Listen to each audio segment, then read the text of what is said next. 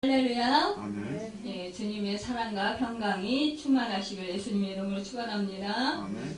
예, 오늘 말씀의 제목은 믿는 자들이 받을 성령이라는 제목으로 함께 말씀을 나눠보겠습니다. 오늘 말씀 그 첫 절에 보면은 37절에 명절 끝날이라고 했어요. 곧 큰 날이라고 했습니다. 이 끝날, 큰 날, 이 날에, 이 초막절인데, 이 날에 예수님께서 외치셨습니다. 누구든지 목마르거든 내게로 와서 마시라. 이렇게 말씀하셨어요. 당시의 초막절은 어떻게 행해졌는가 하면, 유대교 랍비들의 학설을 정리한 미슈나라고 하는 책에 의하면은요, 이스라엘 백성들은 오른손에는 누러브, 라고 하는 나뭇가지에 그 다발을 들고 왼손에는 에스루고라는 것을 들고 예루살렘으로 올라왔다 그래요. 그 루러브란 버드나무나 종려나무의 가지인 것인데 이스라엘 백성이 그 출애굽에서 광야에 출애굽에서 이제 광야에 있을 때에 장막 생활을 했잖아요. 그래서 이때 이제 하나님의 보호와 은혜를 상징하는 것으로 이제 직접 밭에 나가서 이 가지들을 이제 잘라가지고 와서 지붕을 얹은 헛간을 지어서 수확기에 사용했던 것입니다. 이 왼손에 든 에스로브란 레몬이나 시트론으로서 수확을 나타내는 것이에요.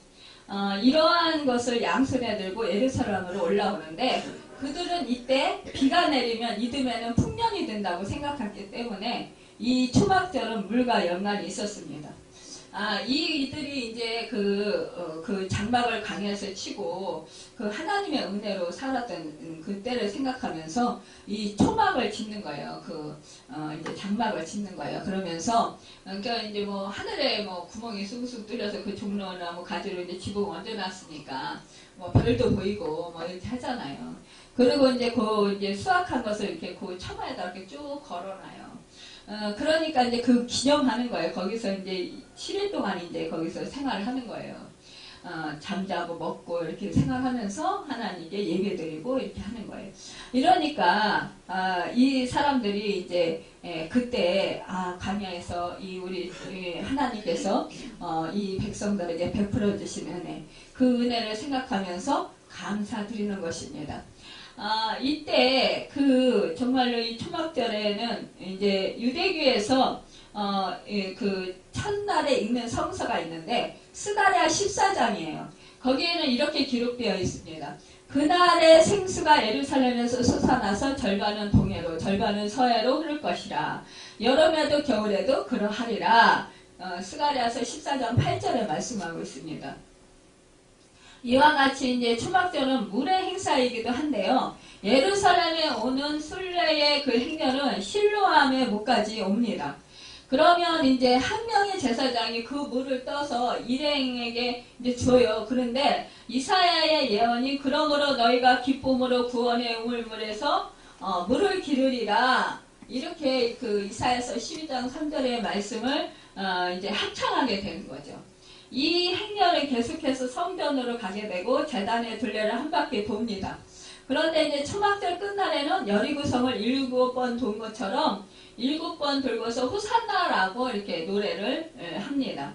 그러니까 이제 뭐 피리를 불면서 이제 소고를 치면서 그러면서 이제 이렇게 그 하나님을 찬양하는 거예요. 초막절이 왜 물의 행사인가 하면 이스라엘 백성이 강에서 먹을 것이 없을 때 만나를 하늘에서 내려주셨고 물이 없을 때 반석에서 물을 내주셨던 그 하나님의 그 기적의 역사를 돌이켜 보면서 하나님이 비를 내려주시기를 기도드렸던 것이에요.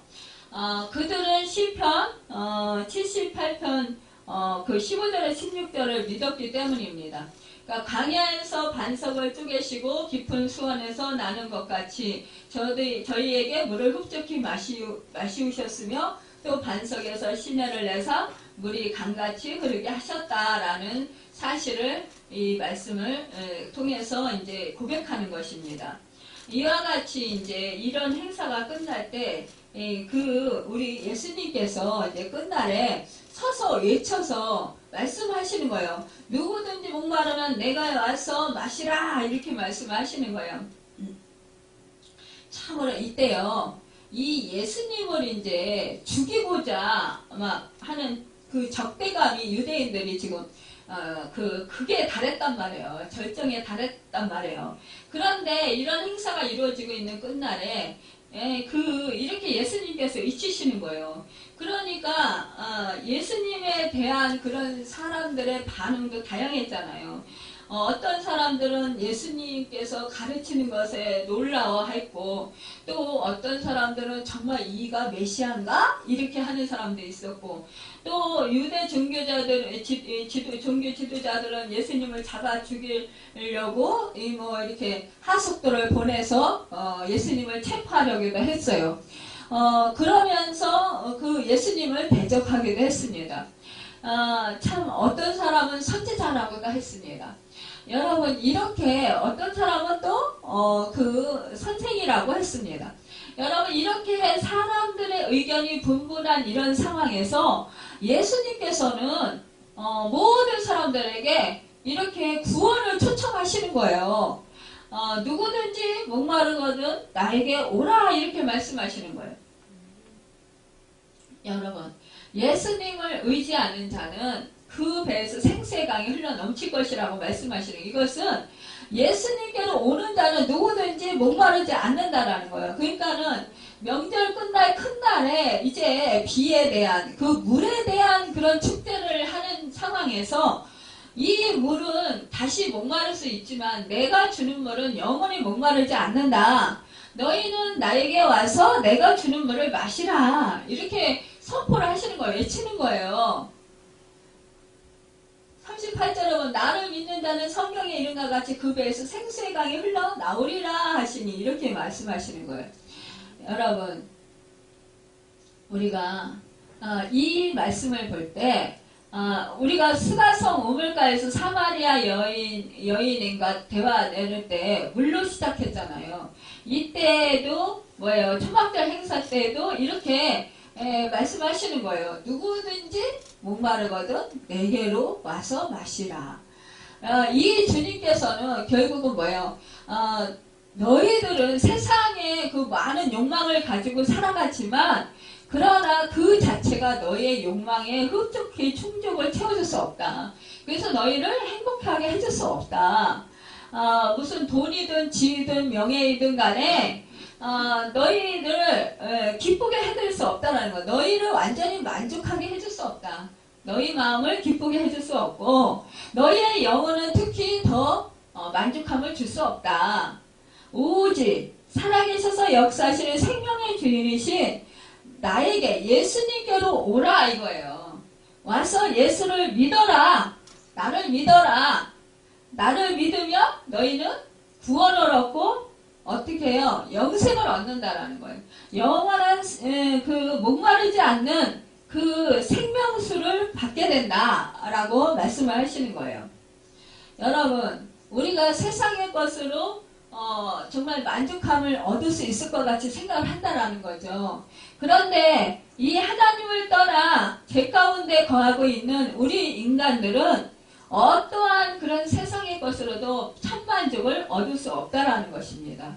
왜냐하면은 우리 가운데 죄가 있기 때문에 항상 불안과 고뇌 속에서 지낼 수밖에 없다라는 거예요. 죄인은 용서함을 받지 않고는 그 영혼의 그 목마름에서 고침을 받을 수가 없다라는 것입니다.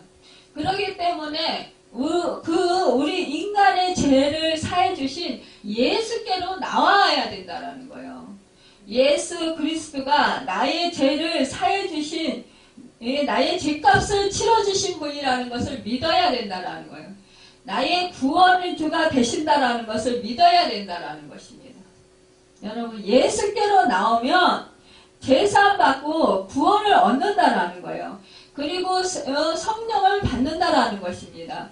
그러면 내 안에 생수의 강이 흘러 넘친다라고 말씀하시는 거예요. 여러분, 우리가 여러분 목마르다라는 거. 그러면 우리가 지금 정말로 영혼이 갈급해요. 그렇다면 우리는 주 예수 그리스도께로 나와야 된다라는 거예요. 예수 그리스도 앞으로 나온다라는 것은 예수 그리스도를 그냥 단순히 신뢰하는 것인 거예요. 믿는 거예요. 마음으로 믿어 입으로 시인한다. 여러분 이렇게 내가 내 구주로 믿는 거예요. 예수 그리스도는 앞으로 나온다. 여러분 이것은 내 영혼을 당신에게 맡깁니다 라는 것이에요.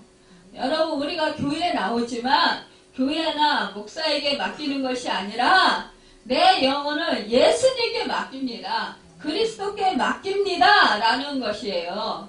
안다라는 게 아니라 내가 진짜 전적으로 하나님 예수 그리스도를 하나님이신 걸 믿습니다. 예수 그리스도가 내 구원주시고 내 죄를 사해 주신 것을 믿습니다라는 거예요. 여러분 믿고 내 주인으로 모셔드리는 거예요. 그러면 우리 배에서 성경에 이른과 같이 생수의 강이 흘러 나오리라 그랬어요. 우리가 예수 그리스도를 믿을 때 성령님께서 우리 안에 계시게 된다라는 것이에요. 여러분 예수님께서 뭐라고 했어요? 마시라 이렇게 마시라는 것을 믿는다라는 것입니다. 나는 안 믿어져요. 예수님이 내가 구세주인지 안 믿어져요. 이렇게 말씀하시는 분들이 있는데 내가 믿으려고 해야 된다라는 거예요. 내 마음문을 열어야 된다라는 거예요. 내 마음문을 활짝 열고 예수님을 주인으로 모셔드려야 된다라는 거예요. 내 마음이 꼭 믿어질 때만 믿는 것이 아니라는 거예요.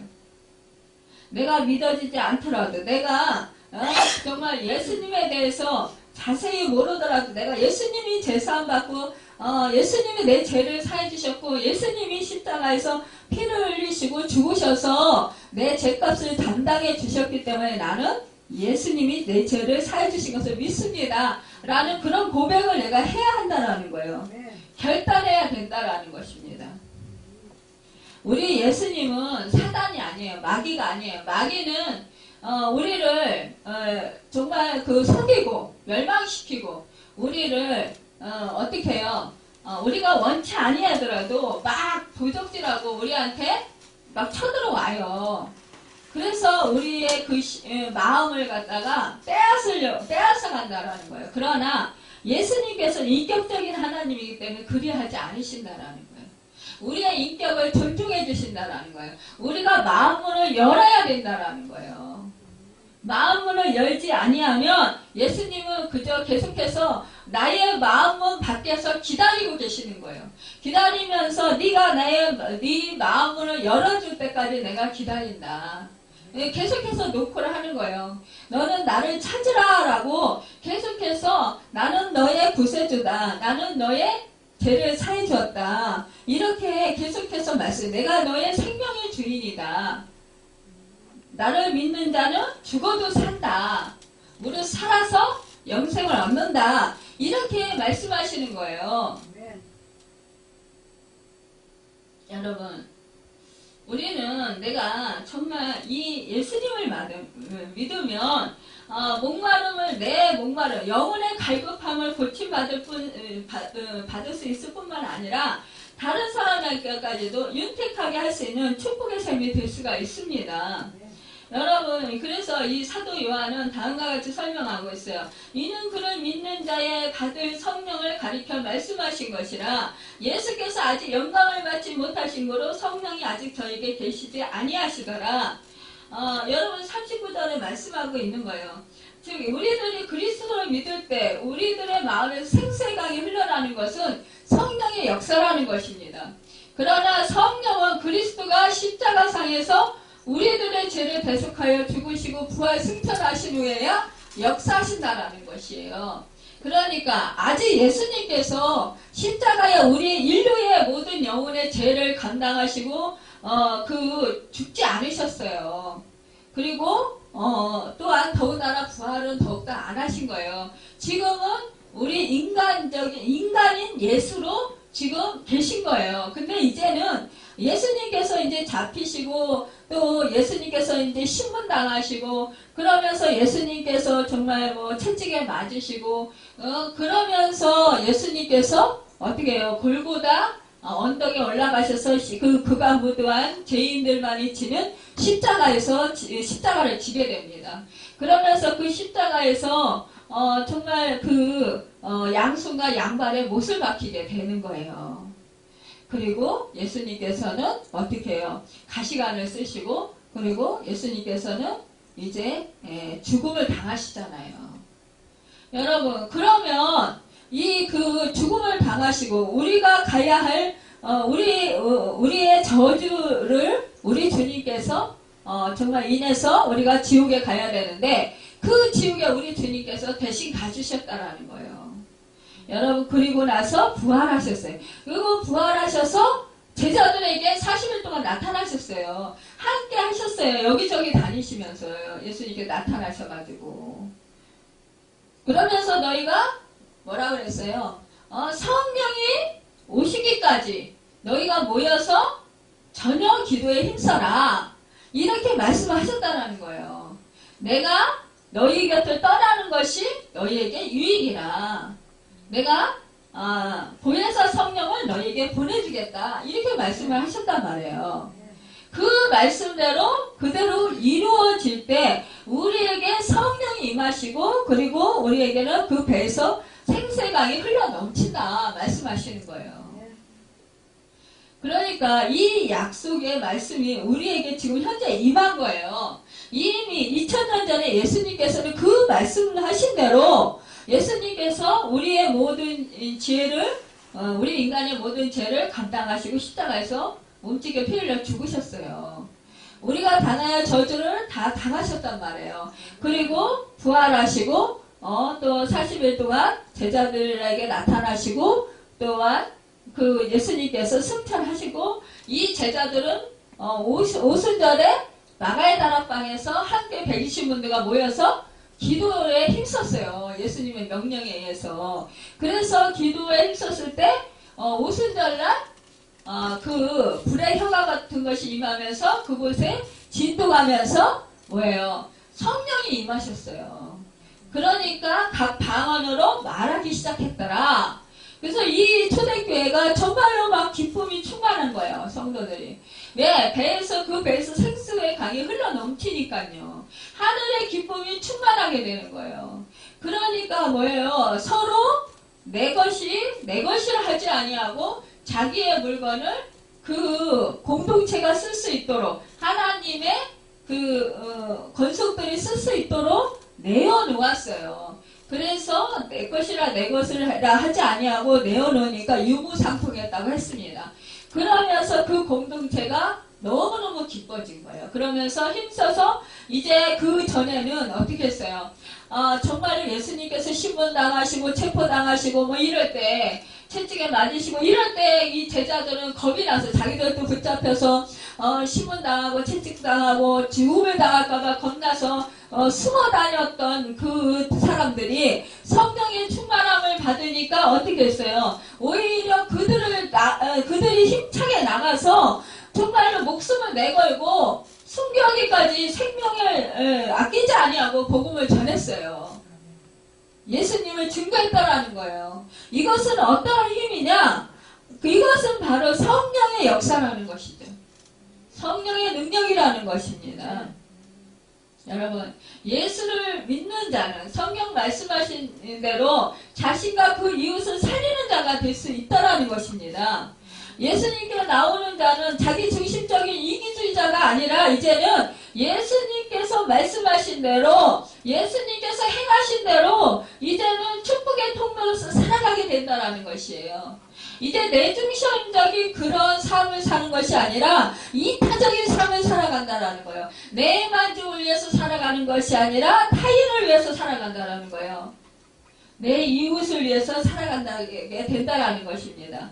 여러분, 이제는 타인의 삶에 관심을 두게 된다는 거예요. 이웃이 고통받고 있다면 그 사람들 정말로 이제 예수를 믿지 않아서 그 영혼이 황폐하게 되고 그 영혼이 가라여서 정말로 고통 속에서 헤매고 있는 사람들을 보면 그 영혼이 너무나 안타까운 거예요. 그러니까 그 영혼을 구원해주고 싶은 간절한 소망이 있는 거죠. 내가 받은 하나님의 은혜를 그들도 받게 하고 싶은 마음이 있는 거예요. 정말로 내가 구원을 받았고 내가 제사함을 받았다면 그 사람들에게도 제사함의 은혜, 자유케 하는 은혜, 구원의 역사를 가져다 주고 싶은 그런 마음인 거예요. 여러분, 우리가 몸에 병이 들었을 때 치료를 받았어요. 어떤 의원이, 어떤 병원에서 어떤 의사가 정말로 내 병을 치료해줬어요. 그러면 그 의사가 너무너무 정말, 그 의술에 능통하다. 정말로 그 의사가 뭐 치료하는 능력이 있다. 이래가지고 그 사람을 막 소개하잖아요. 그 병원을 소개하잖아요. 그런 거와 같이, 왜냐? 나 이렇게 아파서 고통받는 사람들 보면 내가 그 아파서 고통받았을 때 그 고통이 느껴지는 거예요. 그 사람들을 보면서 불쌍한 생각이 들고 긍휼히 여기는 마음이 드는 거예요. 그러니까 그 사람들에게 내가 어느 병원에 어떤 의사를 만났는데 그 의사가 나도 이렇게 큰 병에 걸렸을 때 그 의사가 나를 치료해줘서 이렇게 낫게 해서 나는 이렇게 건강하게 지금 행복하게 살고 있으니까 당신도 그 의사를 한번 찾아가 보시오. 그 병을 한번 찾아가 보세요. 이렇게 말을 하잖아요. 그거와 같이 내가 제사함의 은혜를, 내가 그가 모두한 죄인이었어. 내가 제사함 받을 수도 없고 내가 구원을 받을 수도 없고 영원히 나는 불못에 떨어져서 지옥에 들어갈 수밖에 없는 그런 불못에서 고통받을 수밖에 없는 그런 정말로 그 구원 얻을 자격이 없는 사람이었는데 이 예수님께서 나의 죄의 값을 치러주시고 나를 살려주셨다라는, 나를 살리시기 위해서 내가 가야 할 지옥에 가셨다라는 그 생각을 할 때, 그래서 그분이 지옥에 가셨기 때문에 지옥에 가지 않아도 되잖아요. 이제는 부활의 능력이 나에게 임했단 말이에요. 그러면 그 은혜, 이제는 내가 정말로 의로워서 의롭게 된 게 아니라 예수님의 의로 내가 의롭게 되고 하나님의 자녀가 되었어요. 그 은혜가 너무나 커서 감사해서 이제는 죄에서 자유케 되고 이제는 새 생명을 얻은 그 기쁨이 너무나 감사하고 하나님의 자녀가 되었다라는 그 기쁨이 너무 크니까 어떻게 돼요? 아직 예수 믿지 않는 사람들, 예수를 잘 믿지 못하는 사람들을 보면 너무너무 안타까운 거예요. 그 영혼이 불쌍한 거예요. 왜냐? 아직도 죄에 매여서 고통 속에 허덕이고 헤매고 신음소리를 내면서 그 고통에 멍에를 메고 살아가는 그 사람들을 볼 때 너무나 안타까운 거죠. 죄에 매이고 악한 사단에게 묶여가지고 그 종로로 타는 걸 보면 너무나 안타까운 거예요. 자기 자신은 모르죠. 죄에 매였는지도 모르고 또한 악한 사단에게 종로로 타는지도 모르고 당한인지도 모르고 살아가는 거예요. 우리의 믿음의 사람들조차도요, 내가 지금 악한 사단에게 지금 매여서 악한 사단의 종로를 타고 있는지 모르고 그 속에서 허덕이며 헤매며 살아가는 사람들도 많이 있어요, 여러분. 이것은 뭐예요? 예수 그리스도의 능력, 성령의 역사하심을 인정하고 환영하고 모셔드리지 못했기 때문이라는 거예요. 완전히 믿지 못했다라는 증거라는 거예요. 여러분, 우리는 정말로 성령이 충만하지 못하면 늘 마음이 불안해요. 늘 두려움으로 차게 돼요. 내 마음속에 염려, 근심, 걱정이 꽉 차게 돼요. 사소한 일도 너무나 근심, 걱정이 되는 거예요. 크게 느껴지는 거예요. 두려움이 임한다라는 거예요. 어느 권사님이요, 하도 그냥 뭐 이병저병에 의해서 막 너무너무 막 고통스러워 하는 거예요. 그래서 제가 그랬어요. 아니, 예수님을 믿는데 왜 그렇게 그런 병에 의해서 그렇게 고통스러워하고 그렇게 의원을 찾아갑니까? 아니, 예수 그리스도께서 우리의 모든 질병을 2000년 전에 이미 다 감당해 주셨는데, 다 질병을 가져가 주셨는데 왜 그렇게 예수 그리스도를 믿지 못하고 찾지 못하고 왜 그렇게 그 병에 눌려가지고 고통 속에서 신음하십니까? 예수님을 찾아보세요. 예수님을 믿어보세요. 간절히 소망해 보세요. 예수님께서 채찍에 맞으시고 상하심으로 내가 나음을 입었다 말씀을 알면서도 그 말씀을 선포하면서도 내가 믿음의 눈으로 바라보지 못하니까 결국은 어떻게 해요? 의사가 내 병을 치료해 줄 것 같고 침이 내 병을 치료해 줄 것 같고 이러니까 자꾸 거기에 마음이 뺏겨서 그쪽을 자꾸 쫓아다니는 거 아닙니까?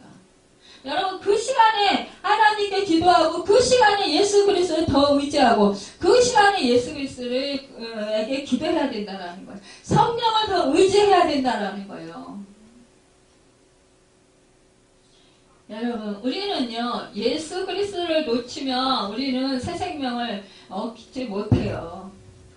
우리가 예수님을 믿는 것, 여러분 이것은 예수님께로 돌아와서 그분을 의지하고 신뢰해서 주님이 주시는 생수를 받아 먹는 거예요. 여러분의 심령에 그리하면 참 만족을 누리게 되고 삶이 살아서 움직이고 성장하게 된다는 거예요. 참된 기쁨이 충만하게 된다는 거예요.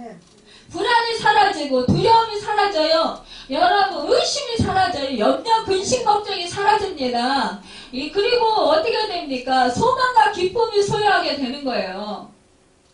예레미야 2장 13절에서는 하나님은 생수의 근원이라고 했습니다. 하나님을 가까이 하는 마음은 생수가 그 마음에 샘이 되어서 흐르는 것과 같다라는 거예요. 하나님을 멀리하고 믿지 아니하는 생활은 심령이 메마르고 오염되기 쉽습니다. 예레미야 17장에는 귀한 말씀이 있습니다. 그는 사람을 믿으며 혈육으로 그 권력을 삼고 마음이 여호와에게서 떠난 사람은 저주를 받을 것이라. 그는 사막의 딸기나무 같아서 좋은 일에 오는 것을 보지 못하고 강야 간주하고 건건한 땅, 사람이 거하지 않는 땅에 거하리라고 했습니다. 여러분 하나님을 떠난 삶은 메마르고 건조하고 강팍한 삶을 살아가게 된다는 거예요. 그러나 하나님을 의지하는 사람은 물가에 심기운 나무처럼 가뭄이 오거나 어려움이 와도 걱정이 없게 된다라는 말씀입니다. 여러분 어떻게 해서 그렇습니까? 성령의 생수가 내 배에서 흘러넘치기 때문이에요. 여러분 믿음이 솟구치기 때문입니다. 여러분 감사가 넘치기 때문이에요. 우리는 참으로 평안하기를 원해요. 우리는요 언제나 만족함을 얻기를 원해요. 그럼에도 불구하고 여러분 정말로 주님을 의지하지 못한다는 데서 우리가 생수를 얻지 못하는 경우가 참 많이 있습니다. 여러분 우리가 예수 그리스도를 믿으면 여러분 그 배에서 생수의 강이 흘러 넘친다고 했습니다. 여러분 그 예수 그리스도 그분을 여러분이 사모하시길 바랍니다. 갈망하시길 바랍니다. 간절히 찾으시길 바랍니다. 여러분 믿고 신뢰하시길 바랍니다. 여러분 마음으로 믿어서 입술로 고백하시길 바랍니다. 예수님은 나를 사랑하시고 예수님은 나를 위해서 십자가에서 몸뚱이 피 흘려 죽으셨고 예수님은 나의 죄를 사해 주시기 위해서 내 죄를 감당해 주셨다. 여러분 지금도 성령께서 나와 함께 하시고 계신다라고 여러분 그 시인을 하시길 바랍니다. 그러면 어떻게 됩니까? 답답한 심령이 시원해져요. 여러분 시들어가는 심령이 생기를 얻게 됩니다. 여러분 죽어가는 심령이 새 생명을 얻게 되고 불만스럽고 불평스러운 심령이 만족을 얻고 불안한 심령이 평안을 얻게 돼요. 우울한 심령이 힘있고 활기가 넘치게 된다는 거예요. 그냥 제가 상담을 하다 보면 내가 문제가 너무 힘들어서요. 죽고 싶어요. 이렇게 말씀하시는 분들이 너무 많아요. 너무나 안타까워요. 왜 예수님께서 나의 죄를 감당하시고 십자가에서 죽으셨어요. 나를 살리려. 나에게 새 생명 주시려 죽으셨다라는 거예요. 여러분 그 은혜가 얼마나 큰데 왜 자꾸 이 세상의 일이 좀 잘 안 된다고 내가 좀 몸적으로 좀 고통스럽다고 왜 죽겠다고 합니까? 왜? 만약에 여러분의 부모님이나 여러분의 자식이 내 앞에서 죽겠다고 그러면 기분이 좋겠어요? 마음이 기뻐요? 너무나 슬프겠죠. 너무나 안타깝고 절망스럽겠죠. 그 마음이 얼마나 안타깝겠습니까? 여러분, 우리를 살리려 우리 주님께서 친히 죽으셨단 말이에요. 이 땅에 오셔가지고.